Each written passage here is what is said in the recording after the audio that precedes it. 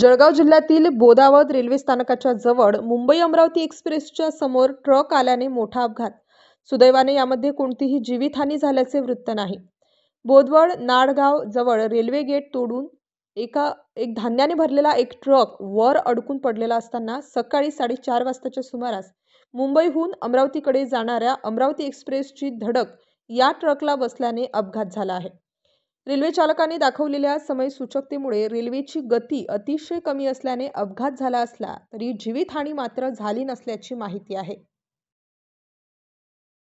राज्यस्तरावरील 24 तास चॅनलसाठी खालील पदावर काम करणाऱ्या उत्साही, अनुभवी आणि शिकाऊ व्यक्तींची आवश्यकता आहे।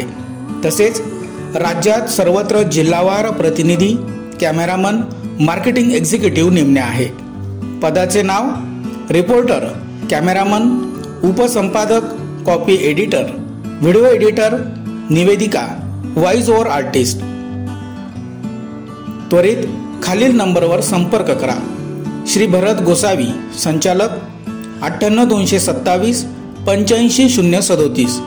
श्री सतीश रुपवते, संचालक, 83 297 62 302। श्री बंटी आढाव, संचालक, 89 561 99 139।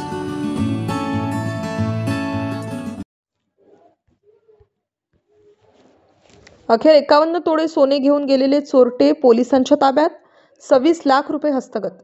संगमनेरच्या काकडवाडी येथील महालक्ष्मी माता मंदिर चोरीचा गुन्हा उघडकीस। मंदिरात चोरी करणाऱ्या आंतरजिल्हा टोळीतील 6 आरोपी स्थानिक गुन्हे शाखेकडून जेरबंद करण्यात यश आले आहे। आरोपीकडून 26,12,900 रुपयांचा मुद्देमाल जप्त करण्यात आला आहे। श्री महालक्ष्मी माता मंदिर काकडवाडी या ठिकाणी अज्ञात चोरट्याने मंदिराचा दरवाजा व गाभाऱ्याचे कुलूप तोडून देवीच्या मूर्तीचे चांदीचे टोप, चांदीचे टोपामधील सोन्याचे पान, मूर्तीच्या गळ्यातील 24,09,000 रुपयांच्या सोन्याचे मंगळसूत्र व इतर सोन्याचे दागिने, किमतीचे दागिने चोरून नेले होते। पोलिसांनी गुन्ह्याच्या तपासात घटना ठिकाणचे सीसीटीव्ही फुटेज व तांत्रिक विश्लेषणाच्या आधारे तपास करत सदरचा गुन्हा हा सुयोग अशोक दवंगे राहणार हिवरगाव, पावसा, तालुका संगमनेर याने त्याचे साथीदारासह केल्याचे निष्पन्न झाले। पथकाने बातमीदारामार्फत सुयोग अशोक दवंगे याची माहिती घेतली असता तो त्याचा साथीदार सचिन मंडलिक याचे मध्यस्थीने गुन्ह्यातील चोरी केलेला मुद्देमाल विक्री करण्यासाठी काळे रंगाची फोक्सवॅगन कंपनीची पोलो कारमधून संगमनेर येथून लोणी मार्गाने अहिल्यानगर येथे जाणार असल्याची खात्रीशीर माहिती मिळाली। पथकाने तात्काळ लोणी ते कोल्हार जाणारे रोडवरील सापळा रचून थांबलेले असताना संशयित कार मिळून आल्याने 30 थांबवून रोडचे बाजूला घेत असताना कारमधून 3 इसम पळून जाऊ लागले। पथकातील काही अंमलदारांना त्याचा पाठलाग करून त्यांना व कारमधील आणखी 3 अशा एकूण 6 इसमांना ताब्यात घेतले आहे। संगमनेर तालुक्यातील काकडवाडी येथील महालक्ष्मी मंदिरातील देवीचे अंगावरील सोन्या चांदीचे दागिने साधारण 25 लाखाचे दागिने हे अज्ञात चोरट्यांनी चोरून नेलेले होते। घटनास्थळाला सर्व वरिष्ठ अधिकाऱ्यांनी भेट दिलेली होती आणि स्थानिक गुन्हे शाखेला पण तपासाच्या सूचना दिलेल्या होत्या। त्याप्रमाणे स्थानिक गुन्हे शाखेचे API धाकराव आणि टीम काम करत होती। सर्व CCTV फुटेज आणि इतर गुन्हेगारांची माहिती संकलित करून सदरचा गुन्हा हा सुयोग दवंगे व त्याच्या एकूण 4 साथीदारांनी केल्याचं निष्पन्न झालेलं आहे। सदर आरोपितांना गुन्ह्याच्या तपासकामी ताब्यात घेण्यात आलेला आहे। त्यांच्याकडून गेलेला पूर्ण मुद्देमाल हा जप्त करण्यात आलेला आहे। त्या व्यतिरिक्त त्यांनी सिन्नर तालुक्यातील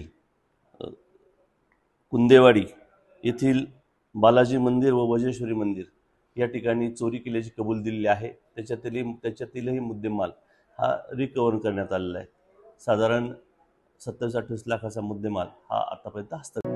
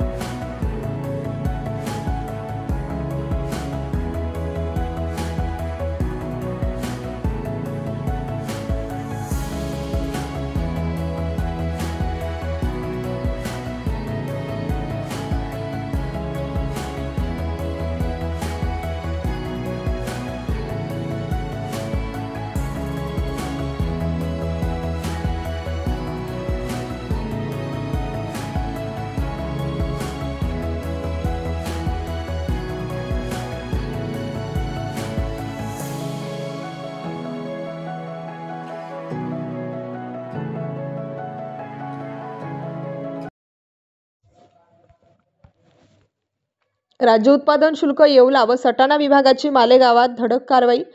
बनावट देशी दारू कारखाना उद्ध्वस्त. येवला तालुक्यातील 2 आरोपींचा समावेश. राज्य उत्पादन शुल्क विभाग येवला व सटाणा यांनी मालेगाव शहरातील शिवाळेनगर शिवारामध्ये बनावट देशी दारूचा कारखाना सुरू असल्याची माहिती मिळाली. यानुसार छापा घालून बनावट देशी दारू बनवण्यासाठी लागणारे साहित्य, लेबल मशीन, बॉटलिंग मशीन, रिकाम्या देशी दारूच्या बाटल्या, इलेक्ट्रिक मोटर, प्लास्टिकचे ड्रम, रिकामी खोकी तसेच दुचाकी वाहन 8,86,000 रुपयांचा मुद्देमाल जप्त केला. यात येवला तालुक्यातील विखरणी येथील विष्णू वाघमोडे, शुभम आवाळे यांच्यासह नांदगाव येथील सचिन भुसनर या तिघांना ताब्यात घेण्यात आले असून त्यांच्याविरुद्ध दारूबंदी कायद्यानुसार गुन्हा दाखल करण्यात आला आहे. निरीक्षक राज्य उत्पादन शुल्क भरारी पथक क्रमांक 2 सटाणा आणि निरीक्षक राज्य उत्पादन शुल्क येवला विभाग यांनी संयुक्तपणे छापा टाकून शेवाळेनगर शिवार तालुका मालेगाव जिल्हा नाशिक या ठिकाणी डोंगराळ भागाच्या गायरानात उभारलेल्या अस्थायी कुडाच्या शेडमध्ये एक बनावट देशी दारू निर्मितीचा कारखाना त्या ठिकाणी उद्ध्वस्त केलेला आहे. यामध्ये देशी दारू बनवण्याचे साहित्य, इलेक्ट्रिक मोटार, रिकामे ड्रम्स, स्पिरिट एकूण रुपये 8,86,100 किमतीचा मुद्देमाल जप्त करण्यात आलेला आहे आणि यामध्ये 3 आरोपींना अटक करण्यात आलेली आहे. या ठिकाणी पुढील तपास चालू आहे.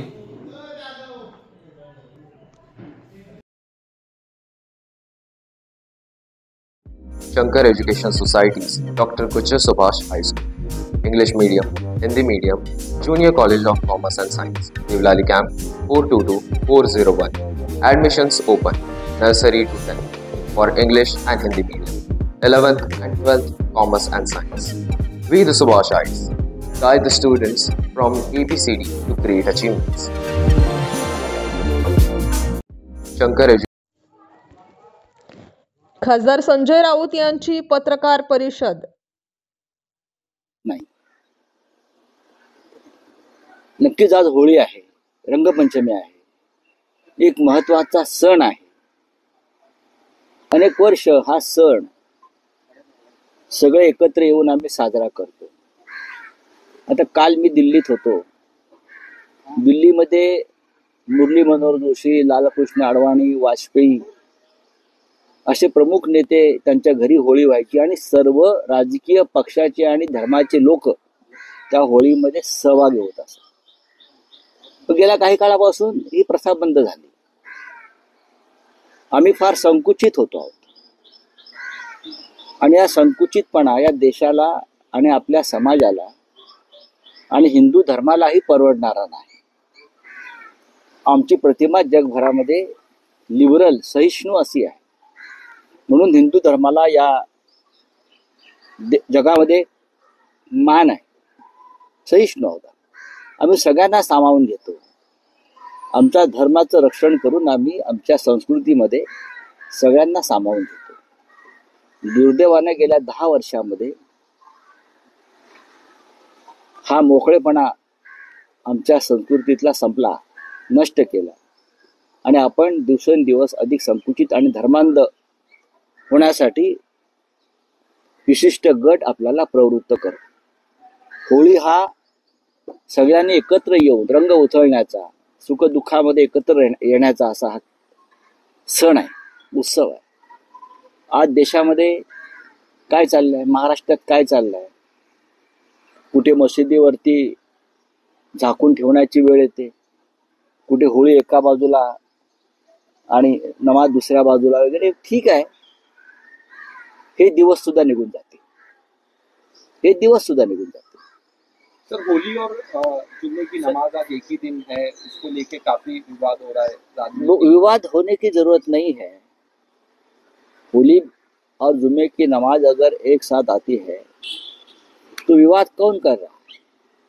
दोनों समाज अपनी अपनी प्रथा परंपरा का पालन करके संयम से अगर ये अपना त्योहार मनाएंगे, प्रार्थना करेंगे तो कोई तकलीफ नहीं.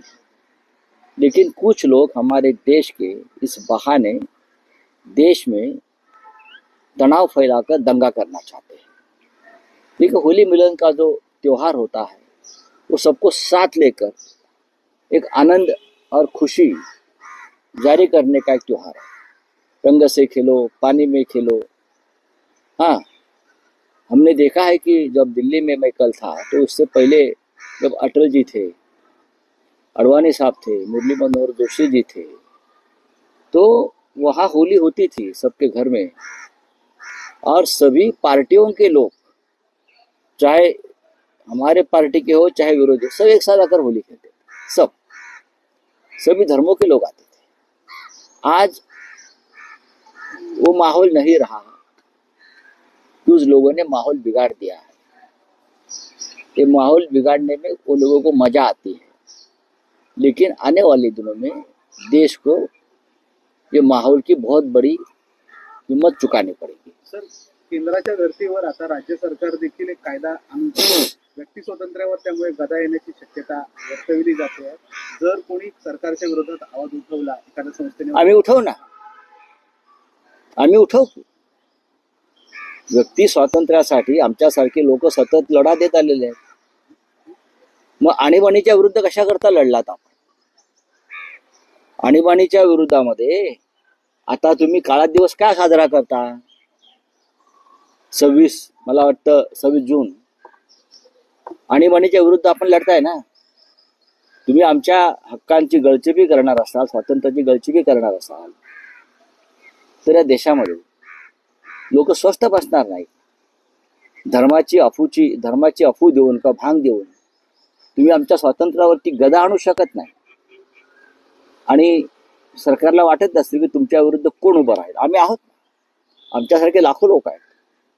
या सरकारच्या दडपशाही विरुद्ध आम्ही ताकदीने उभे राहू। आम्हाला परवा नाही। देशाचं स्वातंत्र्य महत्वाचं आहे। भाजपचं स्वातंत्र्य महत्वाचं नाहीये। आमचं स्वातंत्र्य, जनतेचं स्वातंत्र्य महत्वाचं आहे। एकीकडे कायदा आणला जातोय, पण दिवसाला जवळपास 8 शेतकरी राज्यात आत्महत्या करतात, ही विदारक परिस्थिती आहे। कैलास नागरे, ज्याला राज्यस्तरीय कृषी पुरस्कार मिळालेला होता, युवा कृषी पुरस्कार, त्याने सुद्धा आत्महत्या केली। अत्यंत गंभीर आहे। महाराष्ट्रात मुख्यमंत्री देवेंद्र फडणवीस किंवा त्यांचं सरकार हे फक्त बोलताय, घोषणा करताय, पण प्रत्यक्षात जमिनीवर परिस्थिती काय आहे? तुम्ही ज्या कैलासचं नाव घेतलं त्याच्याविषयी मला माहिती आहे, मी परवा वाचलं। ही या राज्याची परिस्थिती, आणि हे राज्य प्रगतीपथावर आहे म्हणता तुम्ही। हे राज्य प्रगतीपथावर नसून राज्य अधोगतीला लागले। महाराष्ट्रामध्ये रोज 8 शेतकरी आत्महत्या करतात, रोज 8, आणि देशामध्ये रोज 22 शेतकरी आत्महत्या करतात रोज। ही या देशाची राज्याची परिस्थिती आहे। आणि नरेंद्र मोदी गंगाजलाचं कुंभ घेऊन फिरतायत जगभरामध्ये। आज मॉरिशसला गेले, उद्या नेपाळला जातील, परवा म्यांमारला जातील। घूम रहे, किसान मर रहे।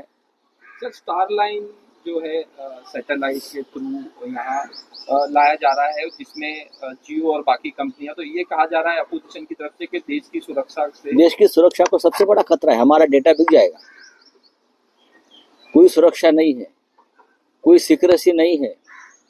देश का जो डेटा है जनता का, वो विदेशी कंपनियों के हाथ में चला जाएगा। मोदी जी ने ट्रंप के साथ जाकर क्या सौदा किया है मुझे मालूम नहीं। ये सौदेबाजी, ये देश को बेच दिया है।